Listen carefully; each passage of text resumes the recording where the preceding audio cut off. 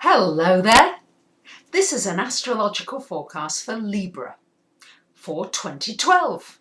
And this also applies if you have a Libra ascendant. Well, it's that year. We're finally coming into 2012, and I can certainly see why so many prophecies were made, because astrologically there's a huge amount happening in the heavens. 3 big planets changing signs: Jupiter, Saturn. Yay! Saturn leaves your sign, Libra, on the 5th of October, finally.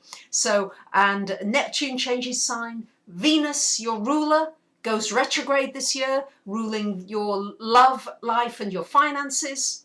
Mars also goes retrograde, ruling your passion and your energy and what you're putting your energy into. So much happening, and we're all going to have to learn to be adaptable. And Librans, you too, you're in on that. And lots going to be happening as well around your relationships still. Still going to be some turbulent relationships, some relationships that come in and you're out of your life suddenly, but some that could become really solid friends too. We've got the first thing to talk about is this Mars retrograde. Mars going retrograde on the 24th of January until April 14th. It's in your 12th house. So this is an important time. Wherever Mars goes retrograde, it slows down the affairs of that house so that you can have a good look at them. And the 12th house is all about your subconscious. It's all about what goes on inside of you.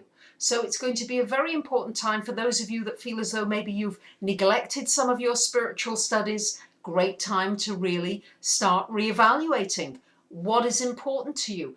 Does your life have the meaning you want it to have?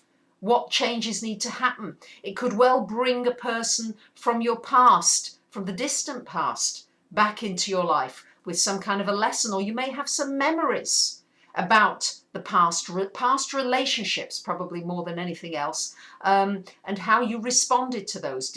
Were you too submissive? Did you compromise too much? These are all issues that may come up for you to learn about. And also it's a great time for starting to meditate again, if you need to start again, to do yoga, to do Reiki, to do healing. All these things are great for more of an inward energy rather than outward. When Mars goes direct after that, you might then want to, and that would be after April the 14th, you might want to then do something helpful for somebody else, somebody who's in need, or just a charity or whatever. This would be a great way of using your energy and helping somebody with that energy. We've got Neptune changing sign. Neptune on February the 4th changes sign into Pisces, so goes into your 6th house of work and health. You would need to be just more aware of your health, your physical health. You're going to be more sensitive, a little bit more vulnerable. It's important that if you did have any kind of medical issue, it may be difficult for the medical profession to diagnose you, but it would be great for the complementary medicine. That more comes into it, more kind of vibrational healing, energy healing, all those kinds of things. And you would need to learn very much how to take care of your own health, that you become much more responsible for it, so you're not a victim to any kind of the medical profession. It's important not to go onto a mad diet or anything mad during this time. It's very good for work in social services and for helping others. It will be very satisfying if you work in that field, or if you're drawn to work in that field. This will be very good during this Neptune transit for you, very well aspected. Now Venus, your ruling planet, goes retrograde on May the 15th until June the 27th, and it's in your 9th house. Well, Venus, since it rules you, and it rules your love and your money, it's going to have a big effect on you. It could bring somebody from your past back into your life, particularly somebody from overseas or somebody you've not seen for a long time. It's not the best time for any kind of cosmetic surgery or beauty treatments. I wouldn't recommend changing your appearance greatly during the retrograde. People tend to have more muted colours. They're not as bright during the retrograde. People don't dress as brightly, so it's not as good time to go buying clothes or jewellery, because likelihood is when Venus goes direct after the 27th, you'll wonder why you bought those things and think, oh, I want to take them back. So do keep the receipts and the guarantees. Your social life might slow down a bit during this time. It's not a very good time for investing or starting a new business or starting any new financial venture. It is, however, good for renegotiating a venture. And if you're involved in publishing, it'd be a good time to renegotiate some kind of a deal there. Somebody as well, if you do meet somebody, I would recommend during the retrograde you go very slowly about it, because when it goes direct again, you may find that you really wondered what you were attracted to in that person in the very first place. It's a good time actually to get rid of any unwanted items. Anything that you don't want anymore, great time to get rid of it during the Venus retrograde. It's more getting rid of things than it is accumulating things during the retrograde for you.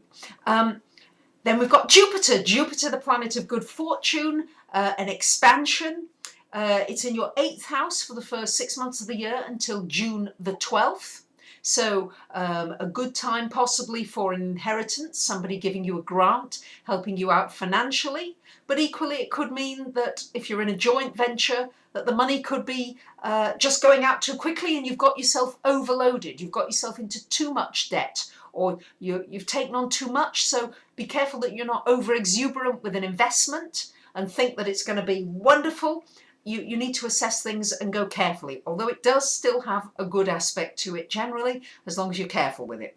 Because what I have to take into consideration still is that Saturn is opposite.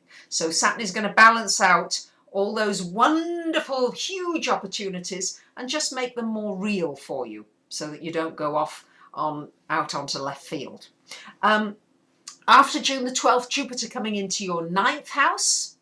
And that's going to be a great time for travel, for planning travel, for going on travel, for exploring new learning opportunities, for extending your education, for learning new subjects, for studying abroad, for training and teaching others. All these things will be very, very well aspected during this Jupiter transit of your 9th house. It's there until June of 2013.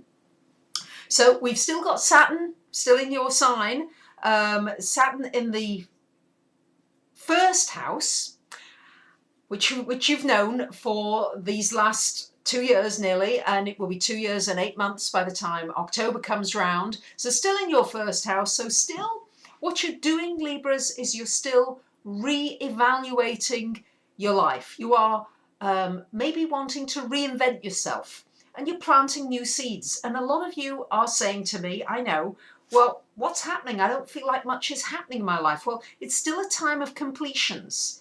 And you're planting new seeds. You need to look at priorities, what's important to you from here on in, and just know that you are planting seeds. It might not look as though anything is coming to fruition yet. It may take some years, but you're just in a newer phase of your life, and that's why it feels slower and possibly more restrictive in some ways.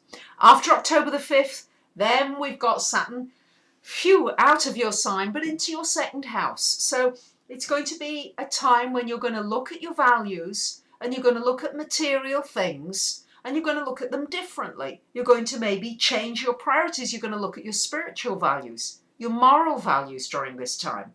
It's there until October of 2015. So it's an important time to be sure that you're organizing your finances well, that you do research carefully before you invest any money or any energy into any kind of financial venture. If you do that and you do it solidly, then you'll be fine. But just don't go off on a limb knowing that Jupiter's in that 8th house and could offer some exciting kinds of big opportunities. Just make sure you allow the Saturn to balance you out with some reason and some discipline. So there you have it, my dear Librans. A very mixture of things coming up for you this year. There are going to be changes to plans, last minute plans, that Uranus in your 7th house, still a lot of changes in your relationships and a lot of awakenings, a lot of aha moments as well coming up in your relationships. So I wish you a great year. You might want to have a reading done about what 2012 holds in your chart and how you can make best use of the aspects. You might want to ask me a question for $25 that I'll answer in an email of up to 150 words. Whatever happens, I'd be delighted to hear from you. Bye for now.